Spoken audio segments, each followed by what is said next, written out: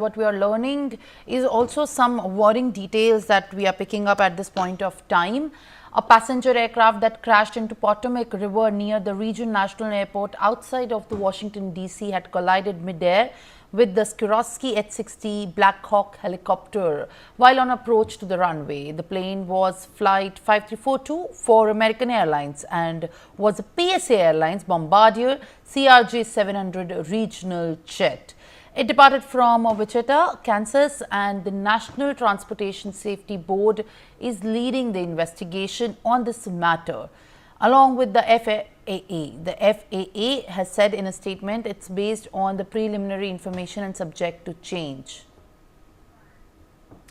My colleague Brian is there with me on the broadcast. Brian, as we are continuously getting the live updates this is in fact a breaking development that we are tracking.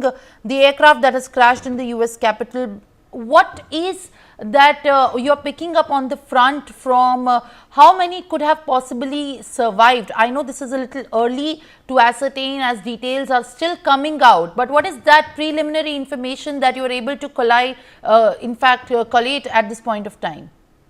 See, clearly, like I even mentioned earlier also as a breaking that there were 4 survivors that was found after this Black Hawk and American Airlines plane collision that happened. And there were rescue crews also that have located 4 survivors from the mid-air collision that has happened. The search teams are also continuing efforts to find additional survivors in the Potomac River where the aircraft really, collided. Very importantly, even a doomsday plane was also circling the crash near, Washington DC. Now this US doomsday plane has also been spotted circling, the crash site where a US military Black Hawk helicopter and the American Airlines also regional jet collided, crashing into the Potomac River. Now the EB-45 plane is also equipped for nuclear command and control, was also flown hours to the scene, also indicating the potential involvement of high-ranking US government and military officials as well. And now, as of now, even a US defense official has also confirmed that a crew of 6 soldiers were also on board the UH-60 Black Hawk helicopter that crashed near the, Ronald Reagan Washington National Airport. And even the military, the military helicopter that has, collided with the American Airlines also, the rescue operations are still undergoing as well. And there were first responders who are still arriving at the scene, preparing to launch rescue boats into the Potomac River, where at least 60 people have also been reported in the freezing waters. Now the temperature,